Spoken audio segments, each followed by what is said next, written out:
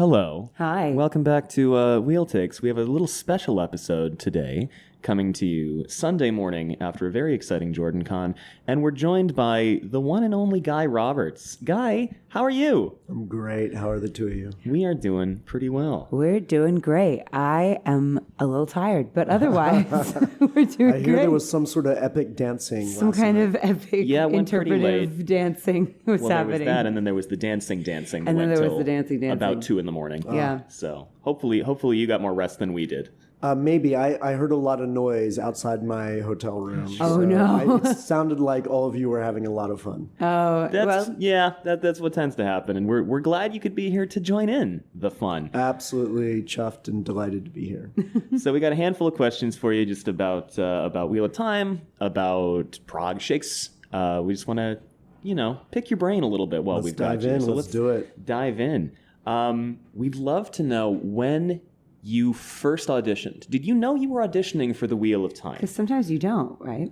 I knew it was Wheel of Time. There were code names, of course. And what happened was I was on tour in India with a Prague Shakespeare production of Richard III.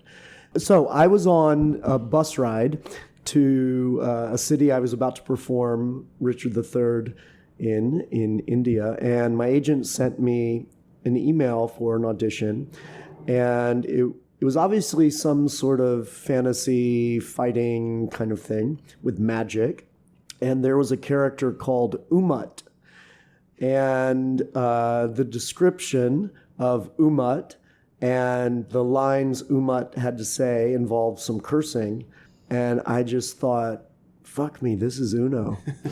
And I was, and then that's all I was thinking about the rest of the tour, because I've been a huge Wheel of Time fan since the fall of 1990, when I first picked up The Eye of the World at a bookstore in Boston where I was going to university.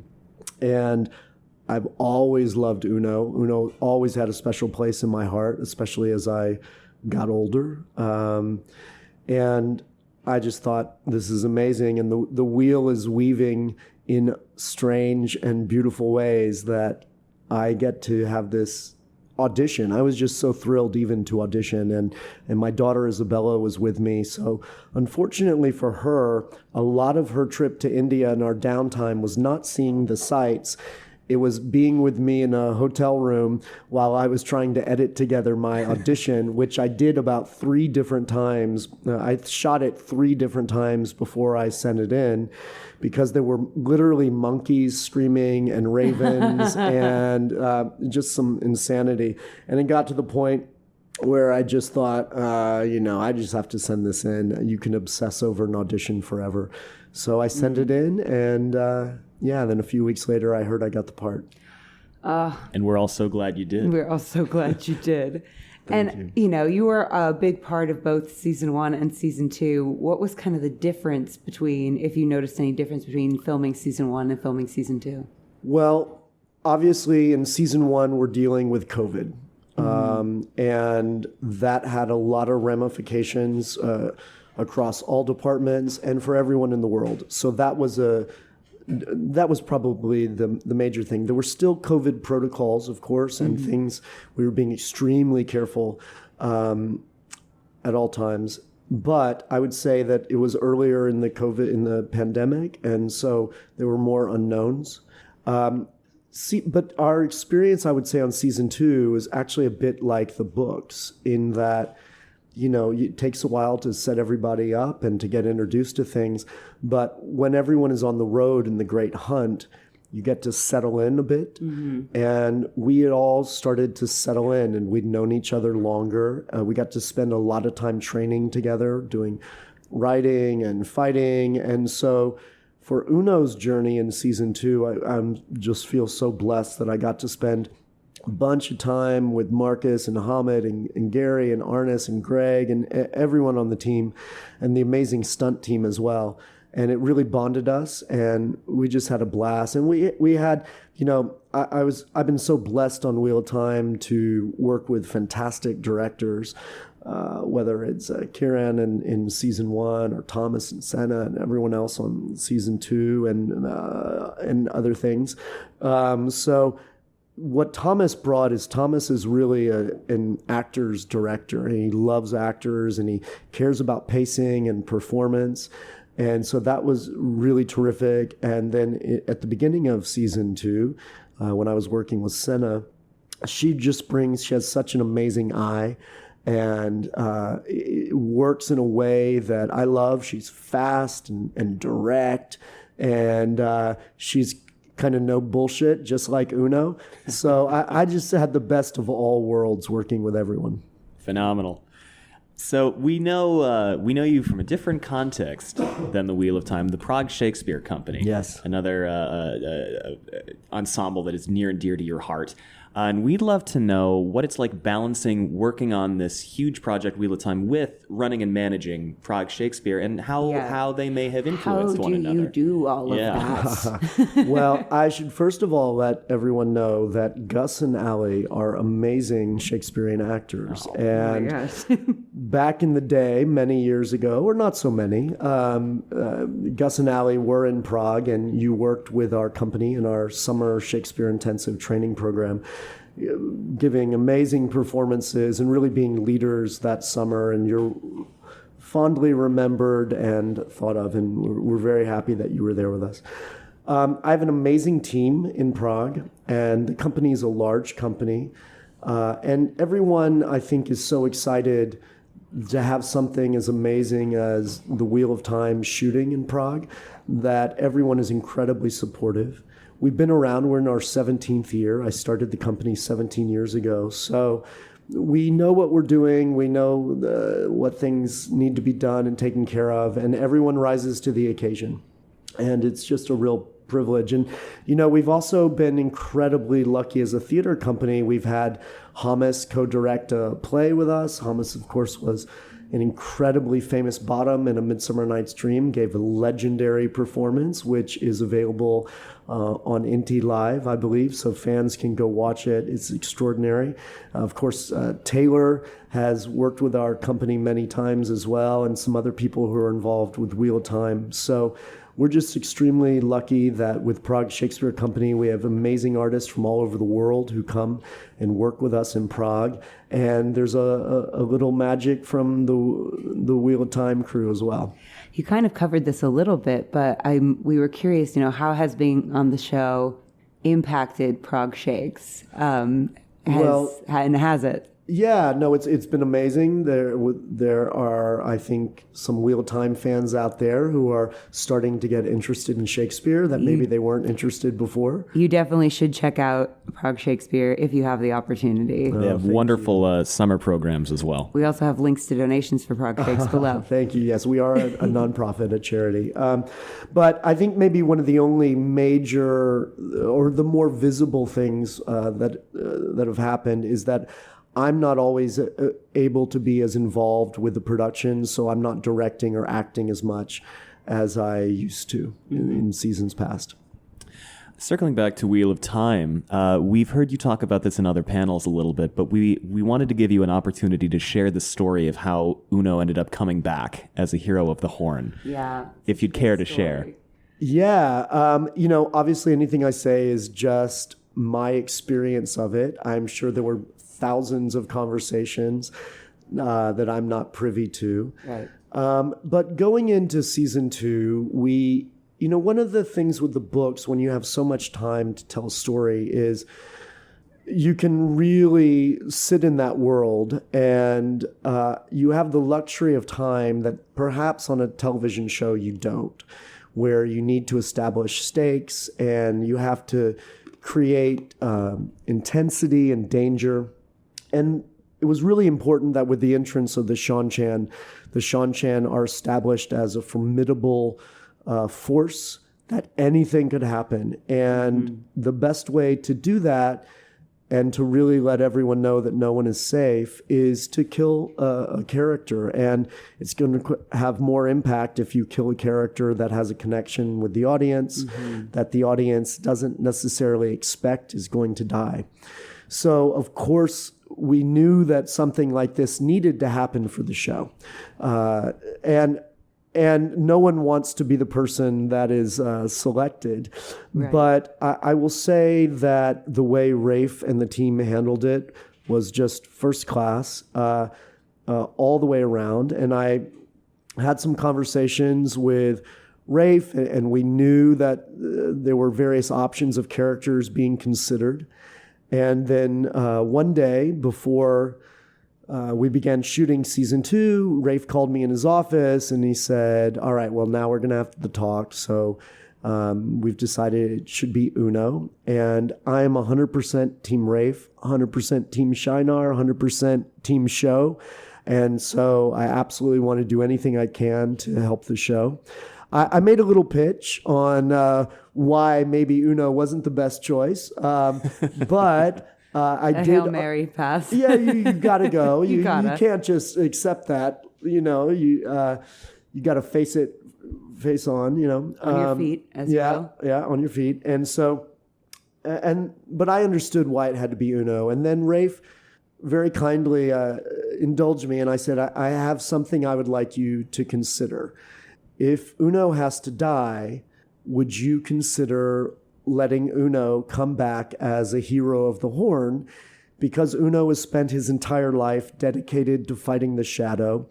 He is at the last battle, and it's important that Uno is there. And I think in this new age, when the wheel is spinning out new heroes, perhaps Uno has a place as a hero of the Horn. And I'll never forget, Rafe kind of cocked his head to the side and said, I like that idea. I'm not going to do it, but I like that idea. And that was it. And I thought, all right, all right, well, I shot my shot. And then we started filming. And I just knew this was it, that in episode 203, when Uno dies, that was it. And I was just trying to have as much fun as possible. But in my mind, and I don't know if you can tell, but if you go back and watch the first 3 episodes, in my mind, every time I shot a scene, I thought, I'm a hero of the Horn, and I might die now, but I'm going to come back later. And so it was really important for me to develop the relationship that in the books Uno has with Rand, where Uno is constantly giving him a hard time. He's looking at him in the Great Hunt, and Rand thinks that Uno hates him.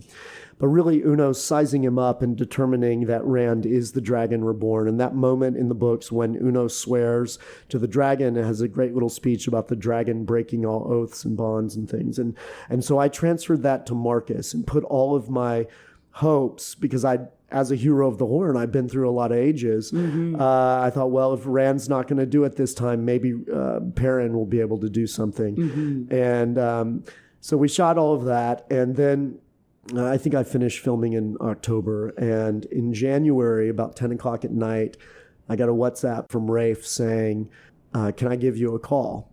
And I thought, I really hope this is not an invitation to a dinner party. And I said, of course. And then Rafe was so amazing. And, that's the thing. He's such a charismatic, generous leader. And the way he handles everything is just first class. And he said, we've talked to the estate. Everyone at the estate is behind this, everyone at Amazon, and we love the idea, and we'd love you to come back as a hero of the Horn. And it was an amazing feeling, and I was so happy to be the ongoing part of Wheel of Time. What we know about you to be true is you're a champion manifester. Yes, you must manifest. You must envision a positive that. Future. I think one of the fun things about acting is how much you are constantly learning about your character, especially as you get to do something more long form. I know Gus was in a play recently, and he made discoveries about his character the last night of the show. I mean, and so we were wondering, were there any discoveries that you made about Uno, or any headcanons that you have about Uno now that you've played him? Yeah, I think there's a sequence in the books that I really love when, and I don't know spoilers, but what I should say, but there's a sequence where there's a circus, and Uno is in the audience of a circus, and he sees someone on a tightrope. And the way Jordan writes about it, there's almost this childlike wonder on Uno's face. And I thought, inside Uno's a big softie. And so I love that sequence. And I always think about that when we film, that on the outside, of course, I'm going to kill every Trolloc I fucking see. But on the inside, that childlike wonder of Uno and his sense of humor. And so playing Uno, it's a complicated thing in that there's so many fun choices you can have and take. And it's just a great privilege. There are so many great moments with Uno. Obviously, returning with the Heroes of the Horn. Everything else that happens. If you had to pick something that you really want to be remembered for your portrayal of Uno, if you had to pick one moment that you want people to point to, what would it be? That people have seen so far in episodes. Yeah. Of course. Yeah. There's so many, because literally I have so many fond memories of every scene, and I still remember all the takes we did that didn't even make it into the final cut. I think if what I would like fans to think about when they think about Uno is that how amazing it is that the team that made the show brought on someone who loved the books and let someone who was a fan of the books be a part of the process, because they are all fans. I know Rafe and Justine and Dave and everyone, they love the books too, and they know how important it is. And that's what I would say is so fantastic about the entire production, is because there is a spirit of generosity across all departments that starts with Rafe. And it channels down throughout everyone. And so, to have someone to include the fandom the way they embrace the fandom the way they do is something very special. And apparently this fandom is statistically the best. Absolutely, so we hear. No doubt. So speaking of you being a fan of the books, I mean, you must have had so many of these, but what to you was your biggest, geek out, oh my God, I'm here moment on set? I mean, so many. My first day on set in season 1 was the scene where Moraine and Agilmar have a long discussion in the throne room. And, I remember it was something like 8:30 in the morning, and we're marching down the hallway to meet this group of people. And right in front of me is this blue woman and Lan. And I just thought, you got to be kidding me. This is a dream. This is unreal. And then, when you're on set for the first time, it's a bit like first day of school and you don't know where to sit at lunch and all these kind of things. And Daniel was such an amazing leading man, and just, really checked in with me and made me feel comfortable. And Rafe was there that day on set, which was very special. And then the most amazing thing, though, was Rosamund, I have to say, because what's normal in filming is when the number one or the lead actor has a speech or a scene, or they'll do their setups first, because it's quite tiring and takes a long time, and then they'll turn the camera around on everybody else. And so, of course, we shot Rosamund's stuff first, and she was just phenomenal, and it was such a privilege to watch her act. But then she did something, and I've told her about this, my reaction to it. When the cameras turned around and Rosamund was no longer on camera, she continued to give amazing performance after performance after performance on every take, and gave more and more and more, because she's so invested in the show. She cares about her fellow actors, and she wanted Thomas to have, Thomas Channing, who's playing Agilmore, to have the best takes he could have. And again, it's that spirit of generosity, and it's was such an extraordinary thing, because you don't always see that on a TV or film set. And I was blown away, and I felt incredibly lucky to have that as my first day experience on Wheel Time, and it really set the tone. We have had so many wonderful moments from the books and characters from the books come to life already, but there are a lot of books left, and there are a lot of moments left. And there are a lot of characters in the Wheel of Time. There are, 2,000, I think, thereabouts. God, I don't even know. So if you were to forecast ahead to unfilmed, unadapted things, is there a character you are most excited to see come to life who has not yet come to life? Oh, wow. Well, there's so many. How do you pick? Yeah. Well, there's Little Wolf. I love some of the smaller characters. I mean, there's Cadswain, of course, and all these types of characters, and maybe some certain Aiel that we have not met yet. But wow, that's a really tough question. But what I'm also really interested in seeing as a fan is the journey also of the characters we have already met. Yeah. So what is Rand? What's Yosha going to be like at that last battle? Those are the kind, and Marcus and everyone. So those are the things that I'm super excited to see the evolution of my fellow actors.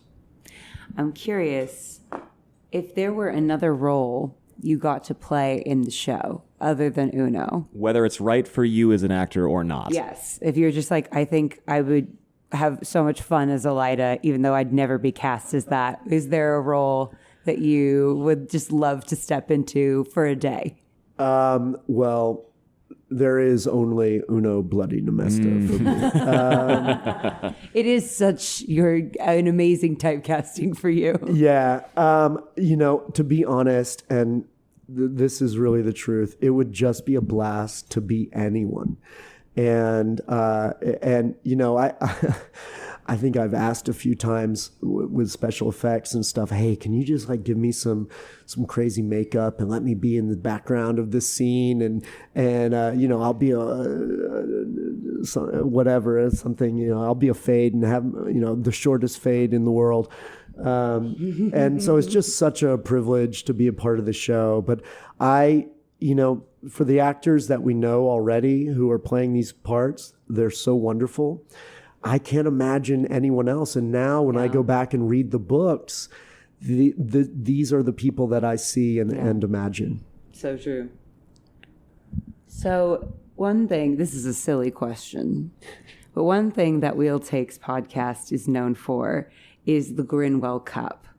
And it is a March Madness bracket that we do every year. Yes, You're familiar. And so we were wondering, books only. Who do you feel like should win the Grinwell Cup? We have a few Uno. Exactly. And so we were going to allow you to declare an honorary hero of the Horny. And apparently Uno is an honorary hero of the Horny. Seems appropriate. I think it seems appropriate. Absolutely. So on set, we know there's a lot of action. There's a lot of things happening. There's also a lot of hurry up and wait. Yeah. So were there any specific Wheel of Time crew games, pastimes, things that people started doing behind the scenes between takes? Well, every actor has a different process, and some actors love to crack jokes and make it a very light, fun set, and then they call action and they get really serious. I'll say it's always a blast when you're on set with Johan, Patton Fane. He's just keeping us laughing all the time, and I'll talk about season 2 because that's what people have had a chance to see. Someone like Greg has the most sardonic, funny comments. Poor Hamid, he endures so much with that costume, and they take such great care of him. But just by the very nature of having to be in that kind of outfit. You said it was 4 hours of makeup? I think it's even a bit longer for him. Oof. But, they're a great team, and they get it down as fast as they can. They take such good care of him with water and everything.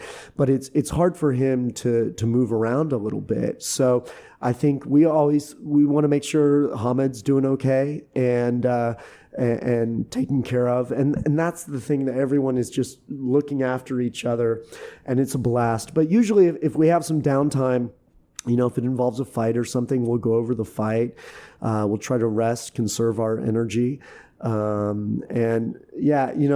those down moments that you get to spend are some of my fondest memories as well. Yeah.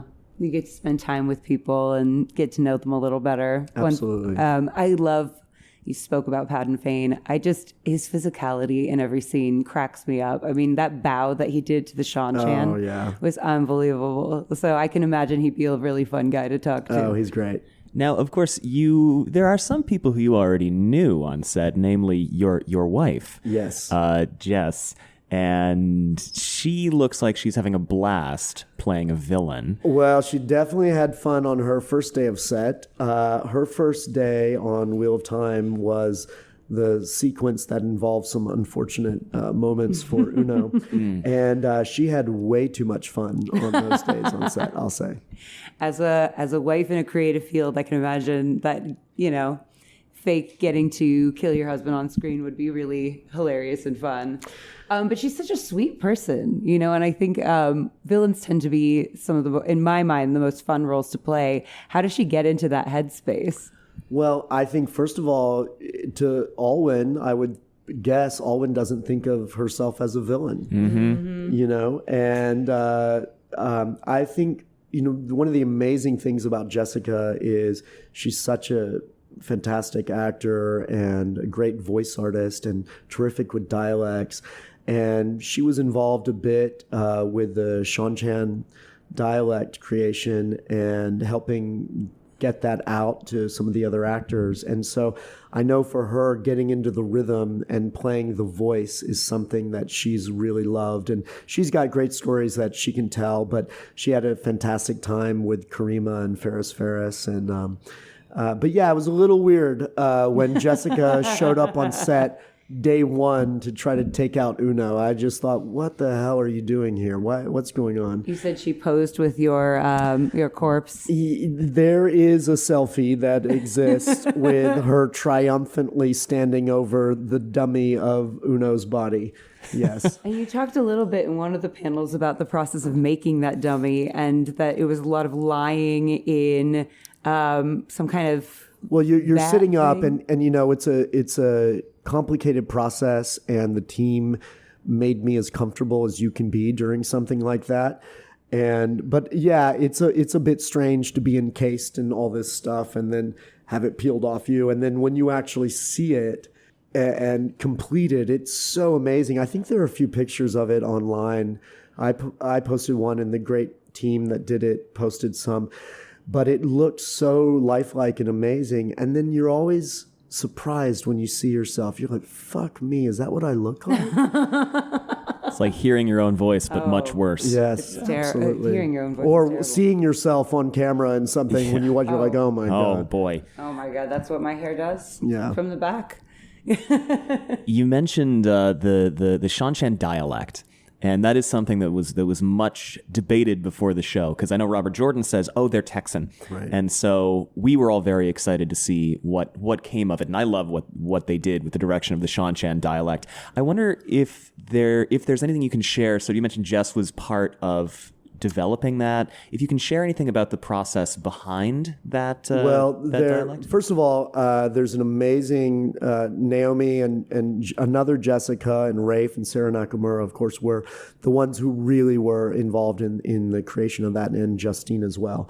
But what they wanted, now this is another person's story to tell, so this is all secondhand. Sure. My understanding of it is they were really going for New World kind of sound, and Jessica helped record some things because they knew they were going for this sort of Civil War, American South kind of thing.